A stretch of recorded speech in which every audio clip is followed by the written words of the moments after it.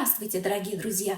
Не прошло и 3 лет, как я выпускаю вторую часть видео о способах определения типа певческого голоса. Первая, кстати, находится где-то здесь. Эту вторую часть я сняла еще в прошлом октябре и наконец-то смонтировала. Знаю, многие из вас просто заждались. Наконец-то мы начинаем прямо сейчас. Итак, что же еще мы можем найти в голосе вокалиста, что нам даст указание на его тип? Способность выдерживать определенную тесситуру. Тесситура – это понятие, имеющее отношение к звуковысотности, связанное с диапазоном. Диапазон голоса профессионального певца – это размах звучания от самой низкой до самой высокой ноты, взятых, напоминаю, качественно, полным голосом с красиво оформленным певческим звуком. Бузовые желают гоняться за лайками и не петь. В середине диапазона голосу удобно всегда. По краям, как вы понимаете, не очень. Даже в одном произведении голос певца, как правило, по несколько раз гуляет вверх-вниз, затрагивая предельные ноты диапазона. Но все равно будет зона, в которой голос преимущественно обитает, держится дольше всего. Это и есть тесситура. Она бывает низкой, средней и высокой. Для определения типа голоса важны низкая и высокая. Низкая, как правило, удобнее для низких голосов, высокая для высоких. Например, меццо-сопрано может исполнить в романсе свою предельную верхнюю ля пару раз, но половину всего романса пропеть в верхней тесситуре для нее некомфортно или даже травматично. Я, колоратурная сопрано, могу исполнить в арии соль малой октавы, но пропеть целое предложение в этой тесситуре нет. Зато наверху, в 3-й октаве, способна держаться хоть половину концерта.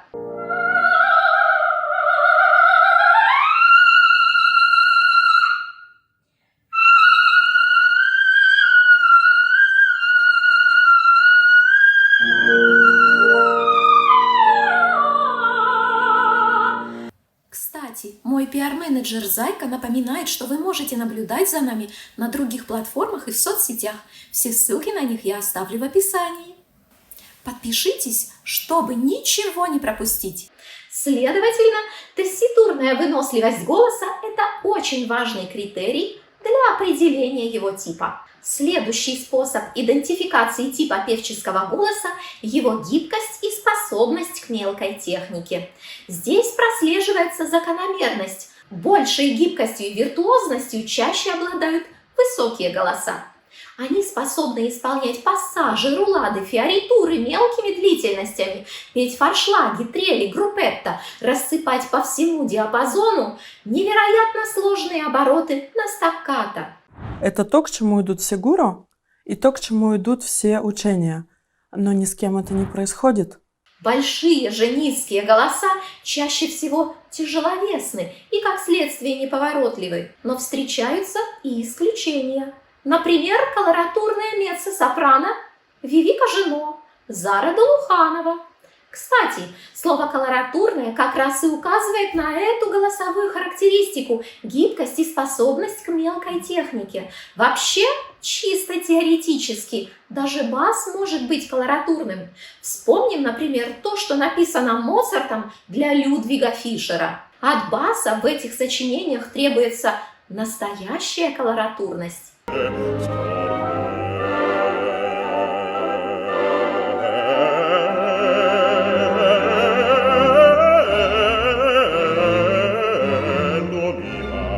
Но, как известно, исключения только подтверждают правила.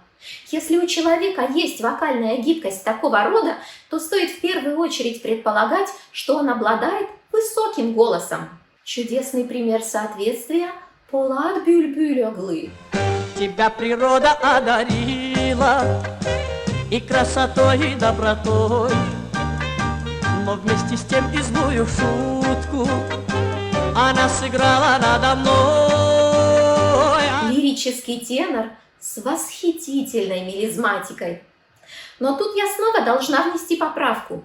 Иногда эта гибкость имеет национальный характер. Так она отмечается у народов Востока и Кавказа. едва ли не в равной мере и голосов разной звуковысотности.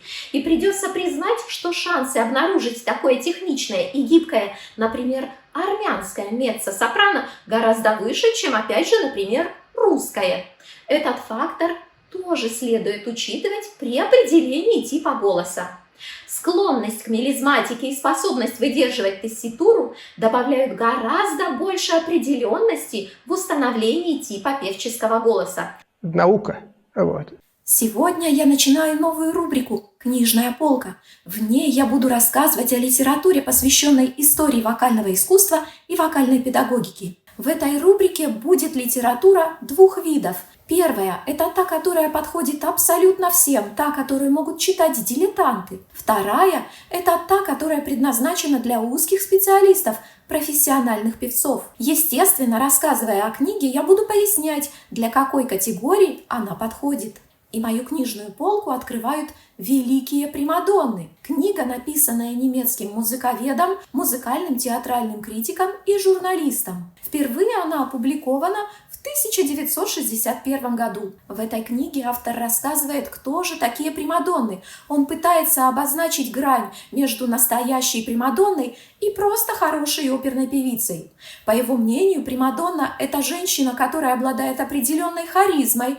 Она привлекает к себе внимание, отчасти за счет скандалов и тех интересных происшествий, которые случаются в ее жизни. В книге нет привычного изложения фактов. В таком-то году родилась, в таком-то году переехала, в таком-то году вышла замуж. События из жизни этих самых примадонн описываются несколько стихийно. Иногда бывает сложновато следить за ходом мысли автора. В своем труде автор захватывает довольно большой временной период, и у него есть примадонны как 18 столетия, так и 20-го. Он рассказывает, например, о Фаустине Хассе-Бардони, о Генриетте Зонтак, о Джудитте Пасти и даже о Марии Каллас. Написана книга довольно живо и бегло и читается легко и приятно. Но способ изложения довольно своеобразный. Автор сочетает явно музыковедческий подход с собранием анекдотов, чудовищных сплетен, которые годятся, пожалуй, для желтой прессы. Действительно, подобную тему сложновато раскрыть без анекдотов и сплетен. Кроме того, подобный подход к изложению материала очень популярен в наше время. И в какой-то мере Курта Хоннелку можно считать провозвестником этого самого подхода. Напомню, книга написана в 1961 году. Несмотря на это, я вам все же рекомендую великие примадонны Курта Хоннелки. Вы точно проведете множество незабываемых часов чтения. Вам понравится?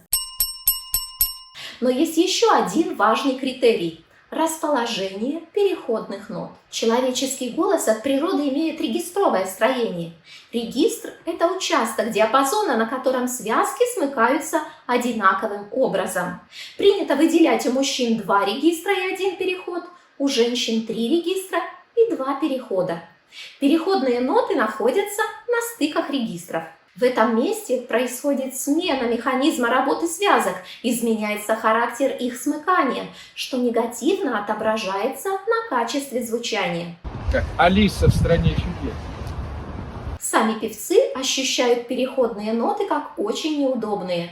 На них начинают проявляться всевозможные дефекты.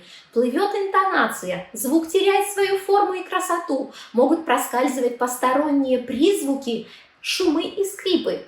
Потому одна из центральных задач вокальной педагогики – сглаживание регистрового перехода и нивелирование этого негативного явления. Об этом говорили, кстати, еще староитальянские мастера. Занимают переходные ноты полтона, максимум тон. Естественно, у взрослого человека, у которого прекратился рост и развитие голосового аппарата, переходные ноты не могут плавать по всему диапазону. Я за 37 лет не слышала ни одной истории про то, что это может произойти.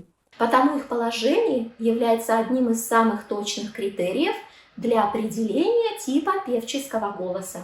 Итак, существует несколько способов определить тип певческого голоса.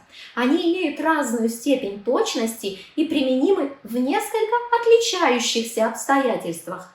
По-хорошему, следует использовать их в совокупности, ведь они работают как набор симптомов для врача. Один симптом может указывать на разные состояния. Чем больше симптомов укладываются в клиническую картину, тем выше достоверность диагноза. Возможно, я перечислила не все способы, подходящие для определения типа певческого голоса. Может быть, вы знаете еще какие-то? Напишите нам с Заей об этом в комментариях. И немножко о наших с Зайкой творческих планах. В них значатся такие темы, как музыка в фашистской Германии, вокальное искусство Мэрилин Монро, можно ли научиться петь самостоятельно и, например, Ленин и музыка. Подпишитесь на канал, чтобы ничего не пропустить и вовремя получать уведомления о наших новинках. Спасибо! А на сегодня все. До новых встреч. Я научу вас любить вокал. Зайка, скажи, что забыли наши зрители? Что? Наши зрители забыли поставить лайк. Поставьте лайк, а то Зая обидится.